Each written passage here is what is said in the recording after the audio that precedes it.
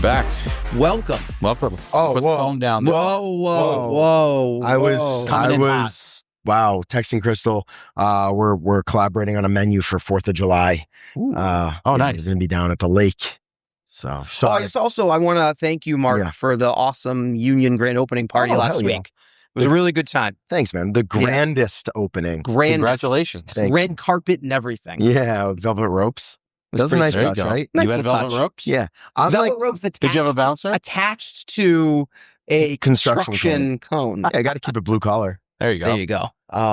And Yeah. I just want to mention also, not a paid partnership or anything, but I am very appreciative of Circa Waste and Disposal taking care of my former tenant's items that she didn't take out responsibly and stuck me with. So 5-star review, Ray. Make sure you. I appreciate you. I apologize for that. Yeah. No. You used the platform, like the website and our like AI generated estimate thing. Like most of my friends. And I'll give you some feedback on that if you want. It way underestimated the price. It did, yeah. But I took it from a screenshot from one of my cameras of like a pile of garbage in the back. So it probably didn't have very good depth perception. Yeah, I know.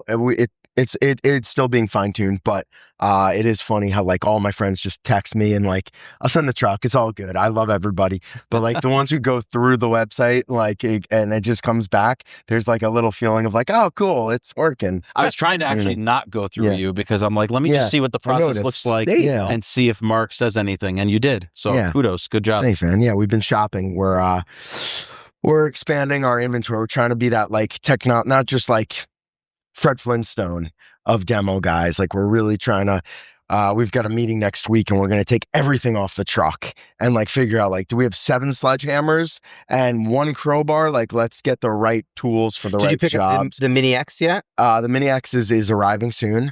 I'll report back. And then the other thing that we're getting is, I mentioned the crawler. Yeah. Like, that's cool. And we have a bunch of trash chutes now too. Trash chutes I find are really, and a pulley system.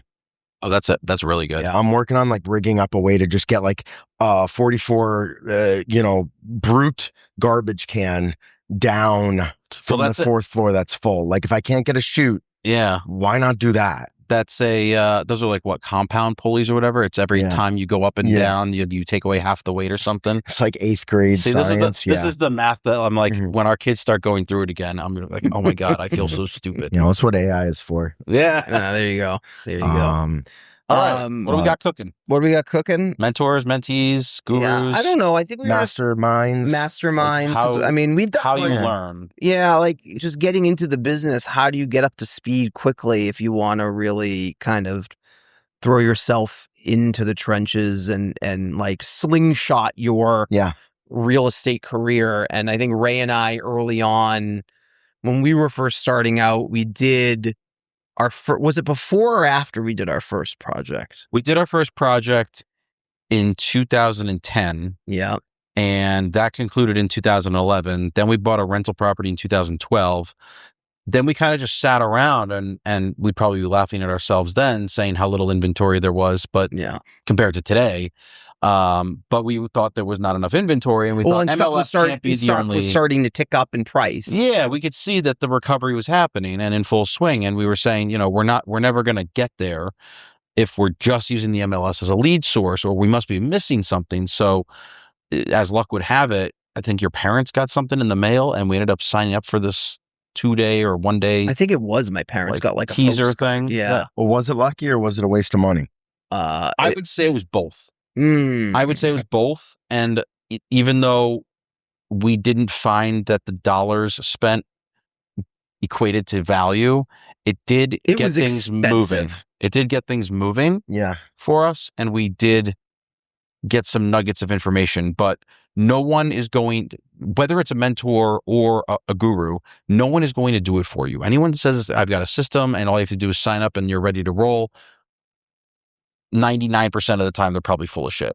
Well, I think I agree with you, Ray. I think the biggest thing that came out of that was it motivated us to to want to do more. Well, it's what got us into direct-to-sale marketing. Direct-to-sale marketing. Yes, but again, was it worth the price of admission? I don't know. You know, I think of it like the feather in Dumbo's cap, right? Do you remember that fairy tale? Like, he doesn't think he can fly, Yeah. and then they give him this magical feather, and now he jumps off and he's good and he's flying. So like, you need something. It's a huge swing.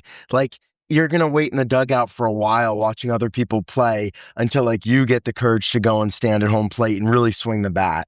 And so like, if swinging the bat takes $10,000 and this feeling of like, I participated in a 6-month mastermind class and I watched all these people do it and none of them were particularly brilliant. Like, that's the other thing I think you'll find.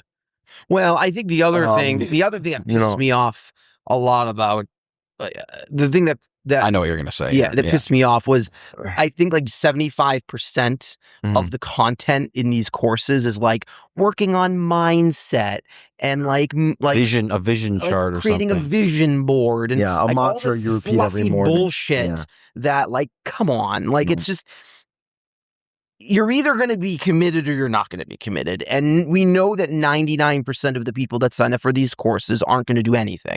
Right. So it's the 1% that are actually going to like get out there and work and try to make something happen. But like, you don't have to. I mean, that's just me. Maybe other people need that type of like fluff to like, you know, a lot of people do to like maybe that's build the them feather up. in their cap. Yeah, maybe. But it's like, to me, it's like, all right, like I want the data. I want like, give me the playbook and I want to go and execute it.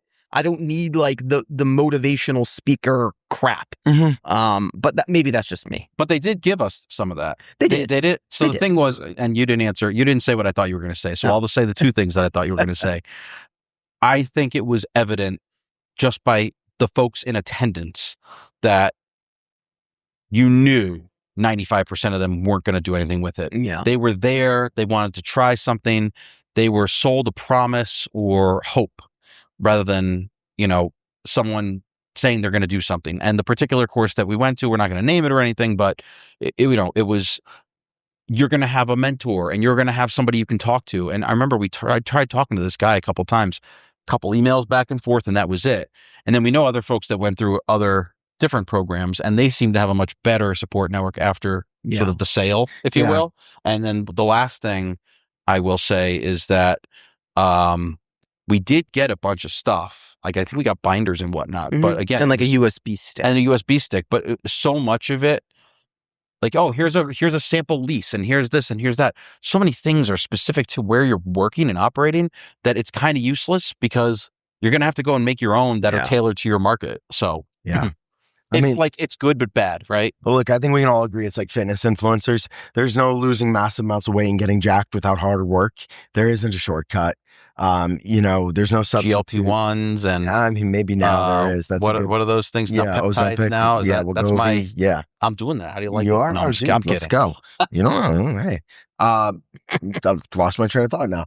There's no shortcuts. No, sorry. There's no shortcuts. I think that's. I mean, it's the same thing about like you're constantly on. It's like going back to social media now. It's, you know, social media wasn't really big then when we were doing these courses. I think now you're seeing everyone like in real estate doing cool stuff and like being successful, and it's like you want to be like everybody else, and it's like, I mean, let me share a real story.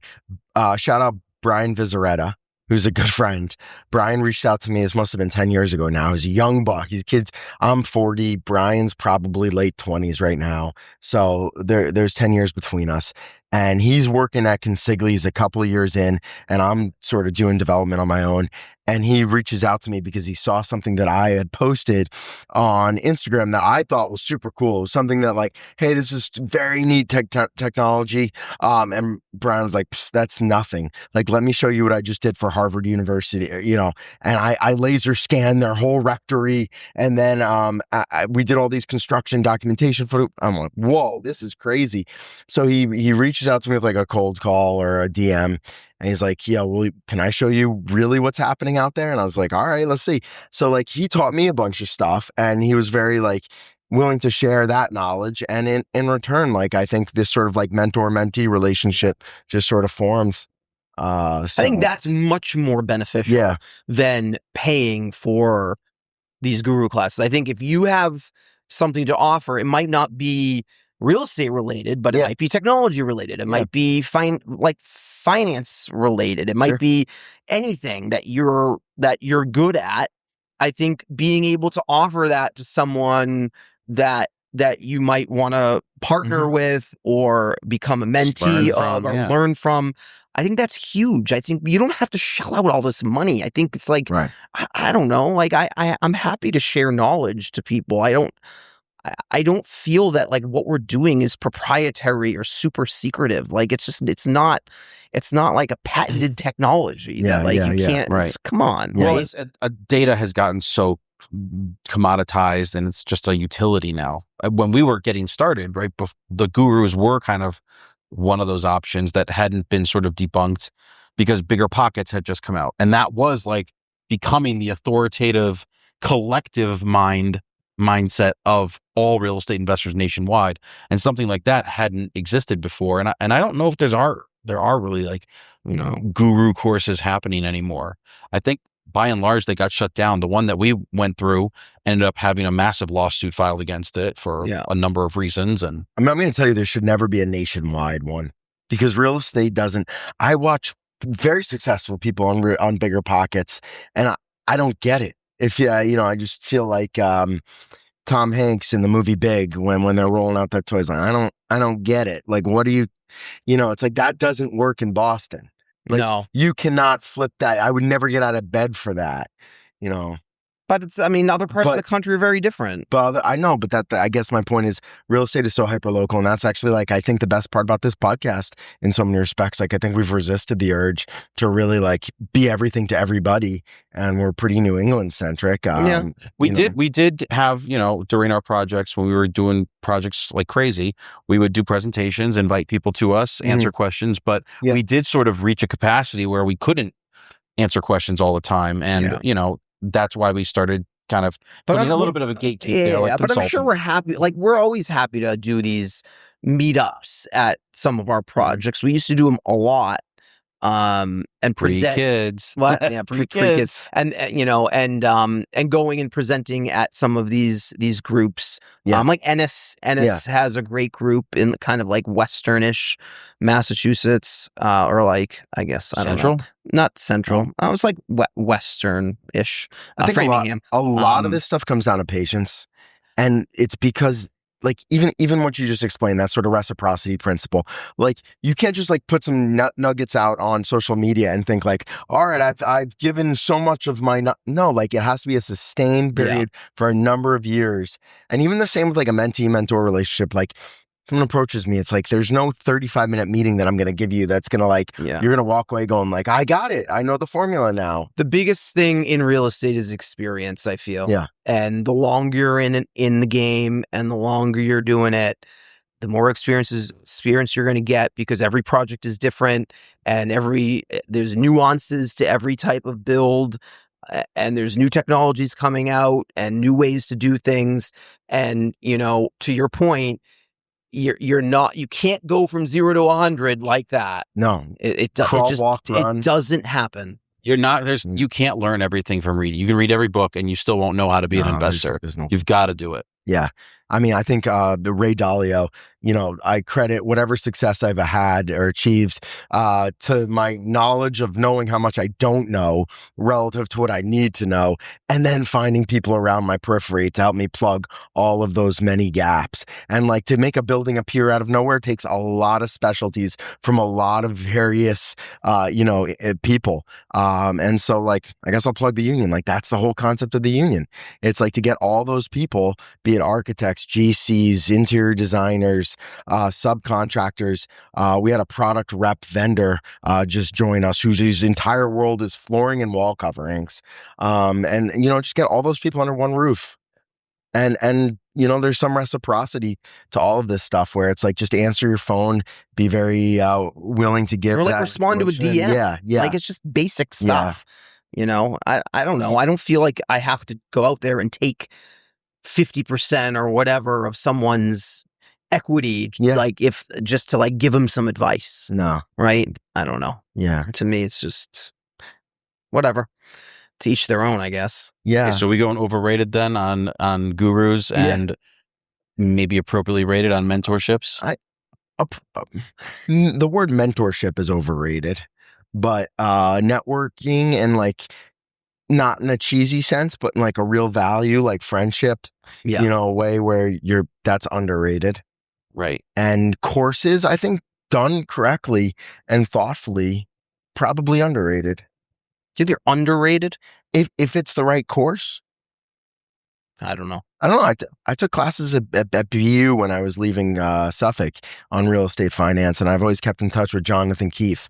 He taught real estate fundamentals and analysis, and like that filing cabinet, that way to like look at 3 properties and just put them side by side and go like, oh, that's actually a good one. Those but that's two a course that you paid for from a reputable institution with not a guru. Not a guru. I don't care if it says BU on it, but it has to be a reputable source.